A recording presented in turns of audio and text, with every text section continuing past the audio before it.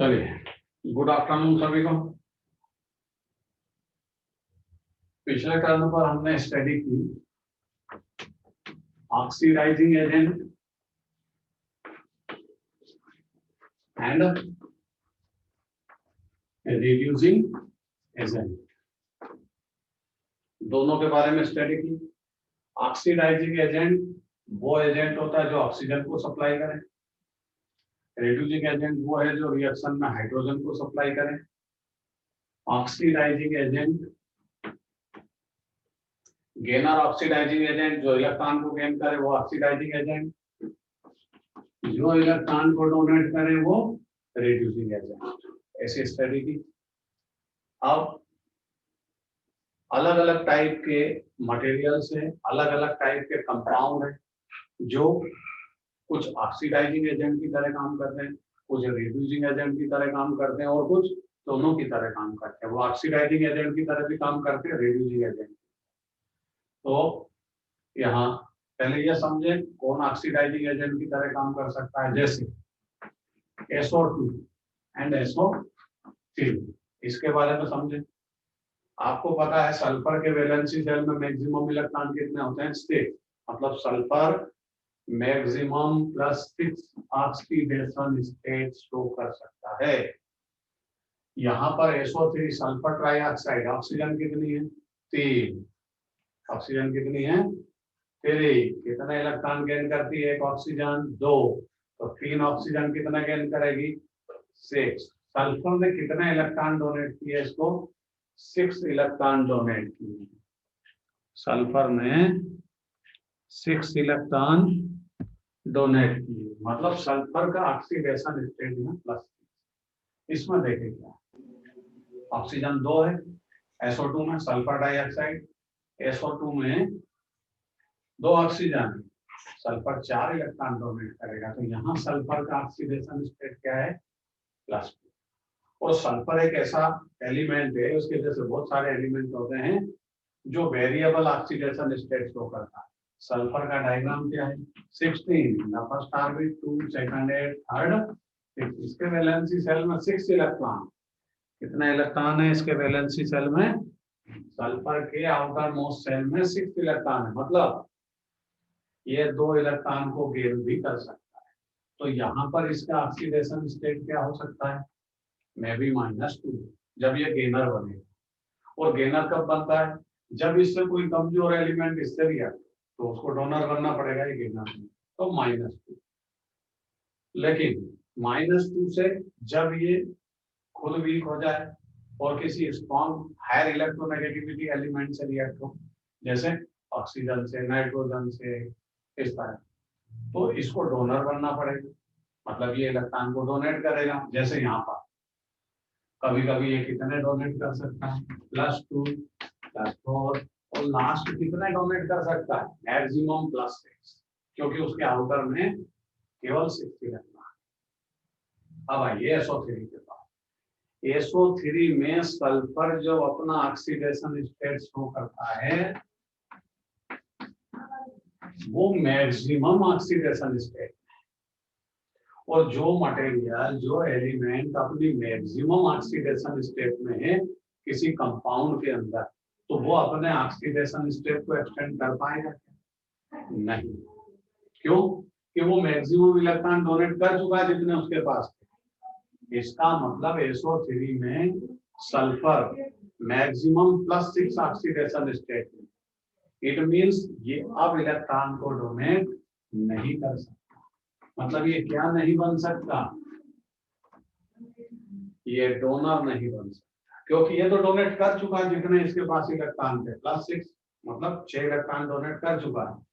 इसका मतलब ये डोनर नहीं बन सकता, इलेक्ट्रॉन को और डोनेट नहीं कर सकता।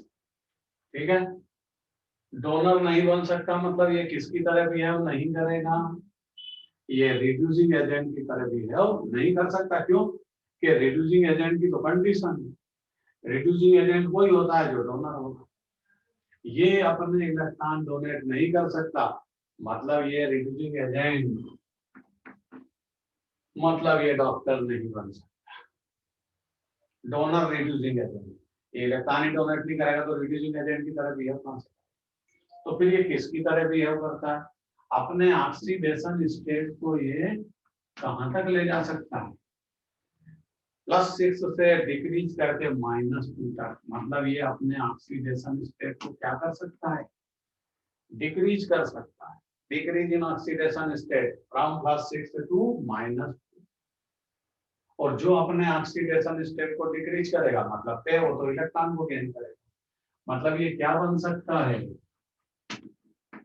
ये गेनर बन सकता है। और जो भी गेनर होगा वो क्या बन सकता है? Oxidising agent. मतलब ये गोवा जा सकता है। गोवा का मतलब गेनर ऑक्सीडाइजिंग एजेंट।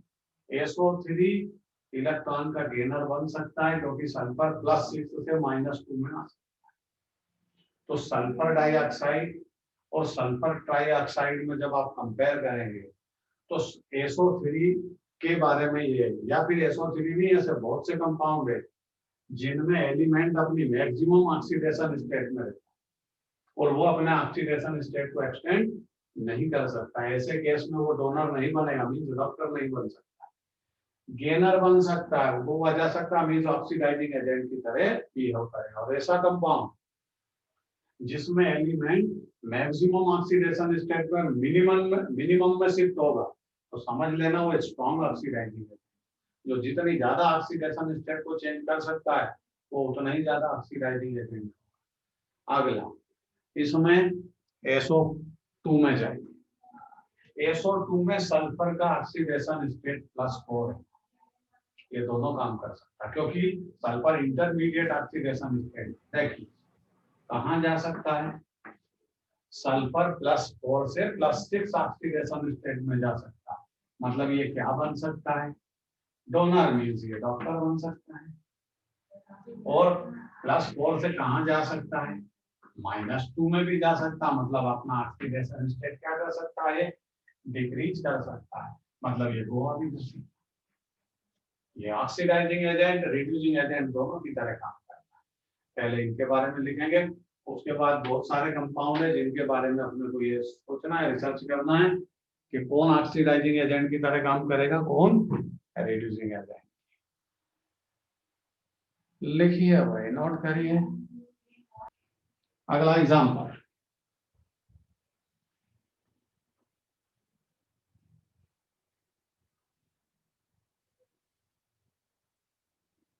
अगला एग्जाम्पल समझेंगे। इधर लिखेंगे हम HNO3 और इधर लिखेंगे HNO2।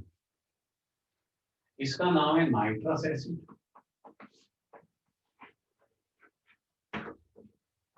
और इसका नाम है नाइट्रिक एसिड।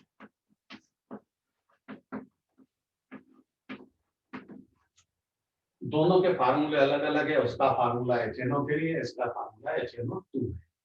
पहले नाइट्रोजन का ऑक्सीडेशन स्टेट पता करें। सेंटर में नाइट्रोजन, नाइट्रोजन का ऑक्सीडेशन स्टेट इसमें पता करेंगे तो इधर ऑक्सीजन कितनी लगी? 3। एक ऑक्सीजन कितने इलेक्ट्रॉन गेन करती है? 2।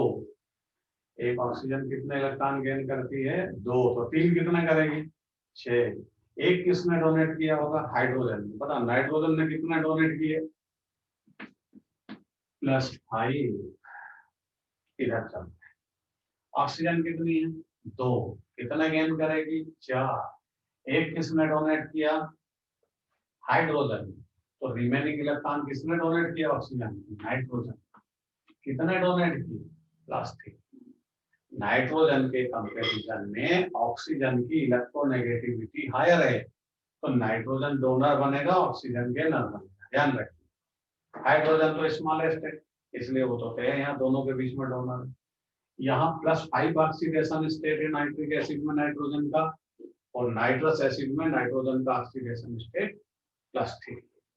बट ये देखेंगे नाइट्रोजन के पास इलेक्ट्रॉन कितने होते हैं वैलेंसी शेल में, कितना मैक्सिमम ऑक्सीडेशन स्टेट शो करता है। तो ये nitrogen in the first orbit 2 second 5, ये वैलेंसी शेल, उसके वैलेंसी शेल में 5 इलेक्ट्रॉन।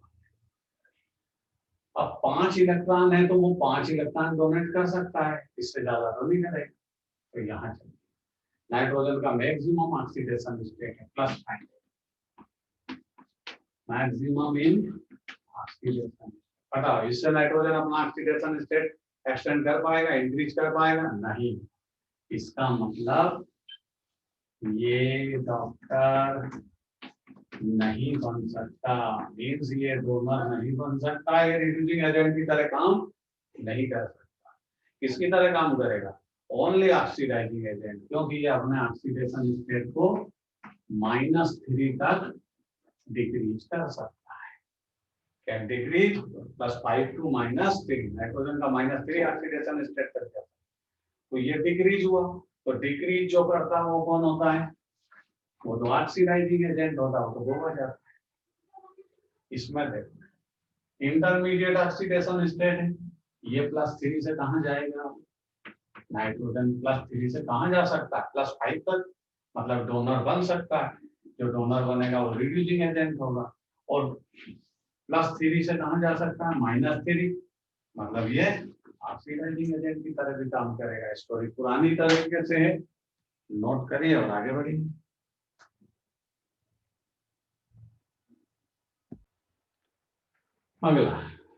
अगला कंपाउंड की बात करते हैं जो ऑक्सीडाइजिंग एजेंट रिड्यूसिंग एजेंट दोनों की तरह काम करेगा या नहीं करेगा।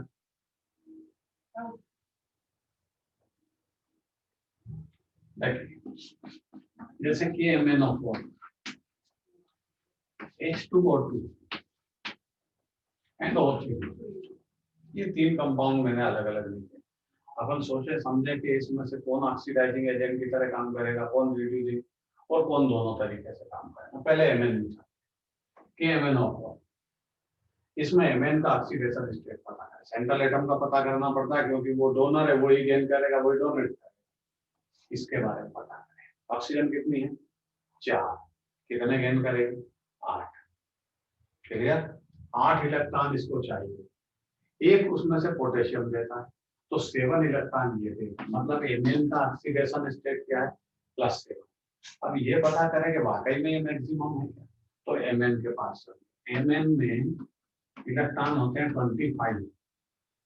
कितने हैं? मैग्नीज है इसका नाम, मैग्नीज में 25 इलेक्ट्रॉन, और 25 इलेक्ट्रॉन होते हैं, तो भाई ऐसा होता है 3d5 4s, और इधर क्या लिख सकते हैं हम?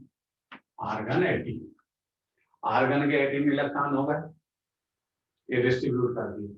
अब 18 के बाद 25 से माइनस करो 18 को, 7 इलेक्ट्रॉन, तो 7 में से 2 कहाँ जाएंगे? पहले 4s में, फिर रिटर्न कहाँ होंगे? 3d5 में, मतलब d में कितना इलेक्ट्रॉन है? 5, और s में कितना है? 2, मतलब टोटल कितने हुए? 7। Mn अपना मैक्सिमम ऑक्सीडेशन स्टेट कितना शो कर सकता है? +7, जो यहाँ पर है। अब ये इलेक्ट्रॉन और ये इलेक्ट्रॉन दोनों कैसे चलेंगे? कल आपको समझाया था क्रोमियम के केस में कि जो डी ब्लॉक के एलिमेंट्स होते हैं उनमें जो आउटर मोस्ट सेल का इलेक्ट्रॉन है 4s2, वो तो जाते ही है, वैलेंसी सेल की तरह बिहेव करते हैं, लेकिन उसके पीछे जो d ऑर्बिटल बैठा है वो भी वैलेंसी सेल की तरह बिहेव करता है, मतलब बॉन्ड फॉर्मेशन में इन्वॉल्व हो सकता है। तो यहाँ पर Mn के पास कितना है टोटल वैलेंसी सेल में इलेक्ट्रॉन? d के 5 और s के 2, टोटल 7, मतलब Mn यहाँ अपनी मैक्सिमम ऑक्सीडेशन स्टेट में। अब मैक्सिमम ऑक्सीडेशन स्टेट में तो आपको समझ में आ गई होगी कि ये रिड्यूसिंग एजेंट की तरह काम नहीं कर सकता, ये अपने ऑक्सीडेशन स्टेट को अब इंक्रीज नहीं कर सकता, लेकिन ये डिक्रीज तो कर सकता है। डिक्रीज कर सकता मतलब गोवा जा सकता है, लेकिन डॉक्टर नहीं बन सकता। क्लियर? ओजोन में आएगी, ओजोन का खुद का ऑक्सीडेशन स्टेट ऑक्सीजन का 0, 3 ऑक्सीजन होती है इसमें, एक दिन डायग्राम समझाएंगे जब आएगा। ओजोन में ऑक्सीजन, ये ओजोन ऑक्सीजन का एलोट्रॉप, ऑक्सीजन का फार्मूला होता है O2, इसका है O3, ये एलोट्रॉप। ओजोन का ऑक्सीडेशन स्टेट 0, बट ऑक्सीजन क्या कर सकती है? -2, मतलब अपने ऑक्सीडेशन स्टेट को क्या कर सकती है? डिक्रीज, और कहाँ ले जा सकती है? ऑक्सीजन +2 में भी जा सकती है। तो ये अपने ऑक्सीडेशन स्टेट को इंक्रीज भी कर सकती है, डिक्रीज भी कर सकती है, मतलब ये गोवा भी जा सकती है और डॉक्टर भी बन सकती है। इसमें भी ऐसा ही है, परऑक्साइड में आपने पढ़ा था H2O2 में परऑक्साइड कोई भी हो, सोडियम परऑक्साइड हो, कोई सा भी ऑक्साइड या हाइड्रोजन परऑक्साइड। हाइड्रोजन परऑक्साइड में ऑक्सीजन का ऑक्सीडेशन स्टेट क्या है? -1। ये सेंट्रल एटम -1 से ये कहाँ जा सकती है? 0। मतलब ये अपने ऑक्सीडेशन स्टेट को इंक्रीज कर सकती है। और -1 से कहाँ जा सकती है? -2। दोनों काम कर सकती है, इंक्रीज भी कर सकती है अपना ऑक्सीडेशन, डिक्रीज भी कर सकती है। मतलब ये भी दोनों तरीके से काम कर सकती है।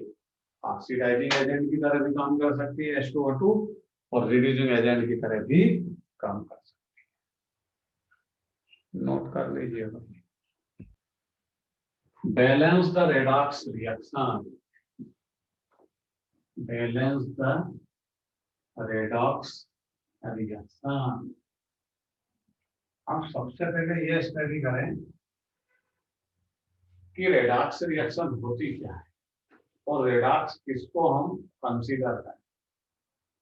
जैसे मान लीजिए कोई रिएक्शन स्टार्ट की, उसमें रिएक्टेंट होंगे, प्रोडक्ट होंगे, और अगर before reaction after reaction oxidation state change ना हो तो वो रेडॉक्स का एग्जांपल नहीं हो। क्लियर? जो रिएक्शन में ऑक्सीडेशन स्टेट चेंज हो जाए एलिमेंट का, वो रिएक्शन रेडॉक्स का एग्जांपल बनेगा। जैसे NaOH plus HCl gives NaCl plus H2O। ये कोई रिएक्शन है। दूसरी रिएक्शन लिखते हैं Mg plus O2 gives 5MgO। ये बैलेंस हो गए दोनों रिएक्शन। अब हम ये समझेंगे कि रेडॉक्स का एग्जांपल इनमें से कौन सा है।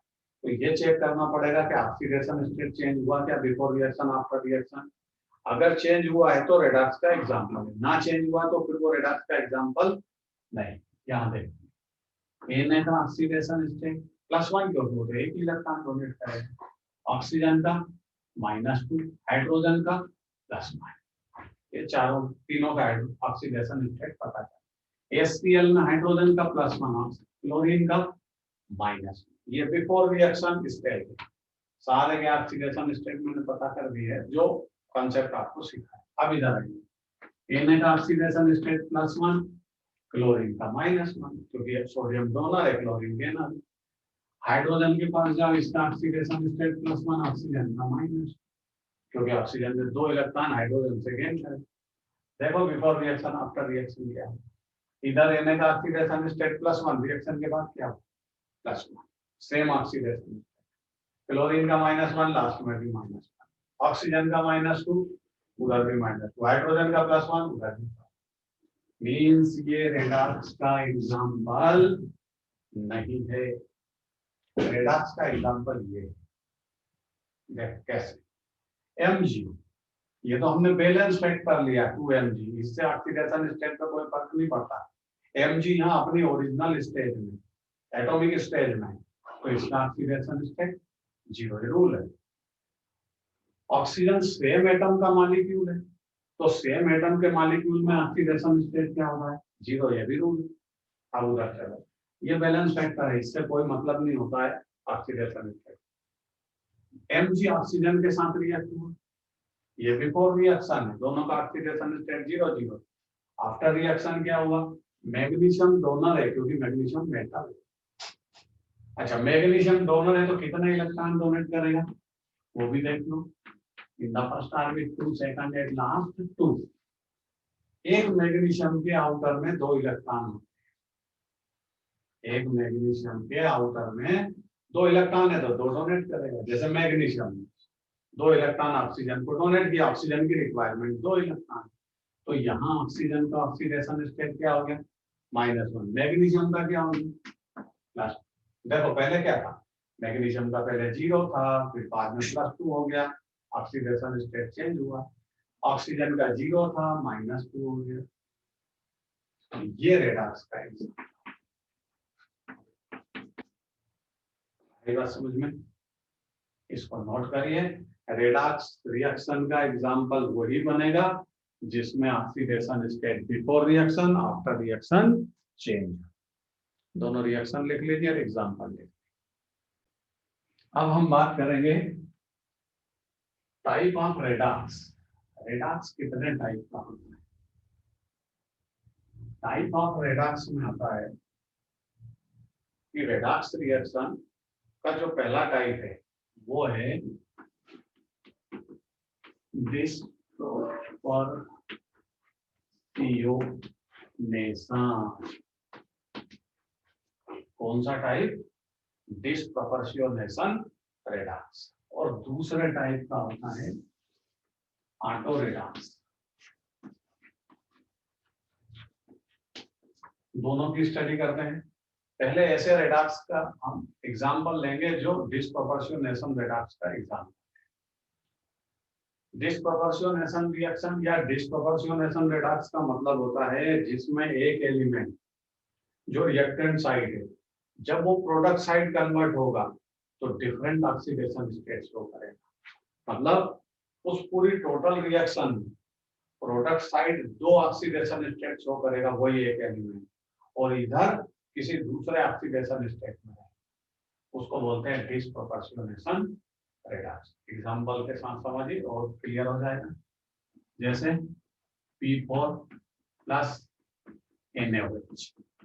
फास्फोरस के मॉलिक्यूलर फार्मूला होता है P4, जैसे O2 ऑक्सीजन का मॉलिक्यूलर फार्मूला है, इसी तरह O2 को डायटोमिक मॉलिक्यूल बोलते हैं। कौन सा मॉलिक्यूल बोलते हैं? Diatomic molecule. तो फास्फोरस टेट्राएटोमिक मॉलिक्यूल होता है P4NaOH। यहाँ प्रोडक्ट का फॉर्मेशन होगा Na2HPO2, सोडियम हाइड्रोजन फॉस्फाइड, और एक मटेरियल बन जाएगा PH3। ये डिस्प्रोपोर्शनेशन रिएक्शन रेडॉक्स का एग्जांपल है। अब देखते हैं इसमें बैलेंस करें क्या। यहाँ पर क्या कर दें 6, तो यहाँ क्या कर लें 3, शायद बैलेंस हो गई होगी। देखते हैं 4 फास्फोरस 3, ये इधर 3 है और एक ये हो गया फास्फोरस 4, ये बैलेंस। सोडियम Na6, ये 3Na बैलेंस है। ऑक्सीजन 6, 3 2 6, हाइड्रोजन 6, 3 यहाँ पर है 3 वहां पर है, बैलेंस है। अब देखें हम ऑक्सीडेशन स्टेट पता करें फास्फोरस का, क्योंकि फास्फोरस इस पूरी रिएक्शन में 3 ऑक्सीडेशन स्टेट। तो कैसे? ये इसकी एटॉमिक स्टेज है, मॉलिक्यूलर स्टेज है एटम के साथ। P4 ये मॉलिक्यूलर स्टेज है, तो मॉलिक्यूलर स्टेज में तो oxidation state will be 0, rule है। तो यहाँ फास्फोरस ऑक्सीडेशन स्टेट 0 शो करता है। सेम एटम जब कॉम्बिनेशन होंगे और मॉलिक्यूलर स्टेज होगी सेम एटम की, तब ऑक्सीडेशन स्टेट 0 कंसीडर होता है। अब इसको देखिए, बैलेंस फैक्टर हटा दीजिए, आपको बैलेंस फैक्टर से कोई लेना देना। ऑक्सीजन कितनी है 2, इस पूरे कंपाउंड के अंदर ऑक्सीजन गेनर बनेगा।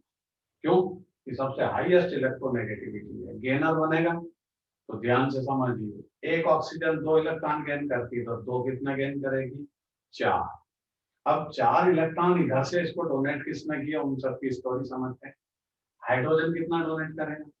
अरे हाइड्रोजन तो एक ही डोनेट करेगा। सोडियम फर्स्ट ग्रुप का है, वो भी एक डोनेट करेगा, लेकिन सोडियम नंबर में 2 है, तो 2 सोडियम ने डोनेट करे ऑक्सीजन को, 1 हाइड्रोजन ने डोनेट करा ऑक्सीजन को।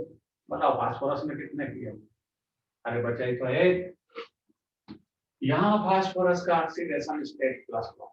फिर से समझिए, ऑक्सीजन 2 है, 4 इलेक्ट्रॉन गेन करेगी, 2 सोडियम ने डोनेट किए, 1 हाइड्रोजन ने डोनेट किया 3, और 1 फास्फोरस डोनेट करेगा।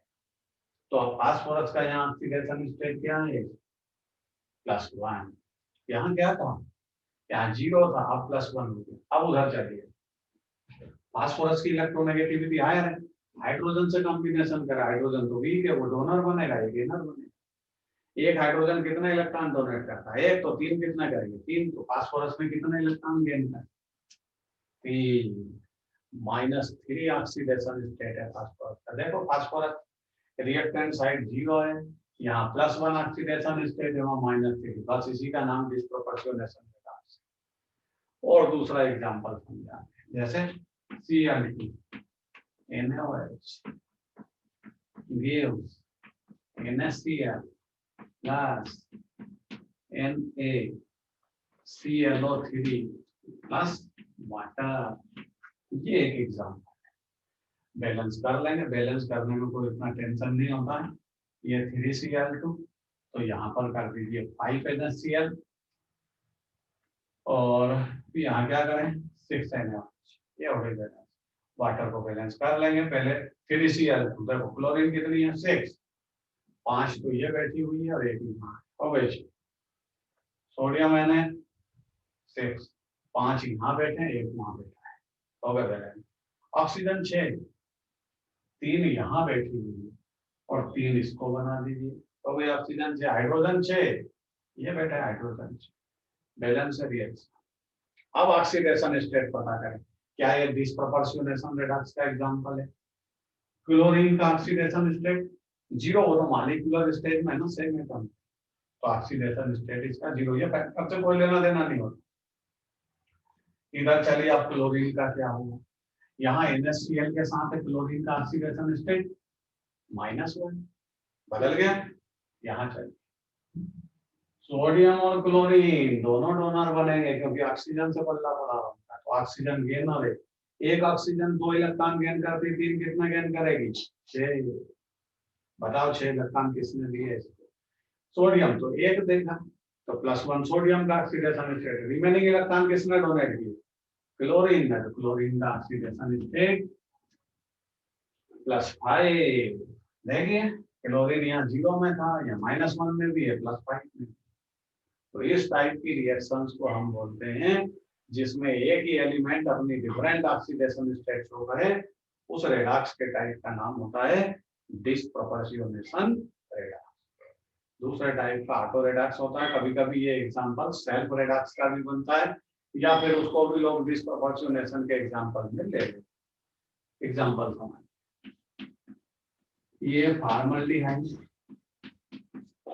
इसको बोलते हैं फॉर्मल्डिहाइड, HC≡OH।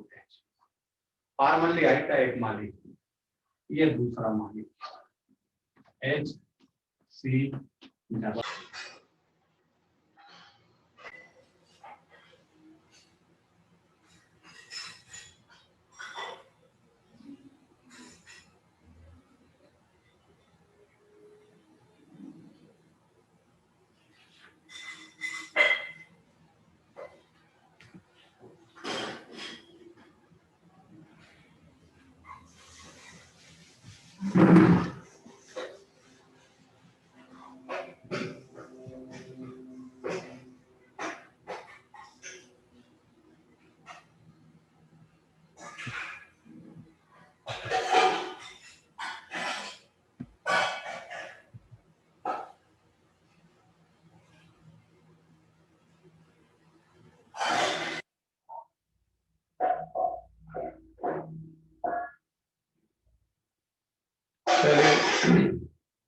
चलिए भाई 1 मिनट इसको बंद करके फिर चालू करें।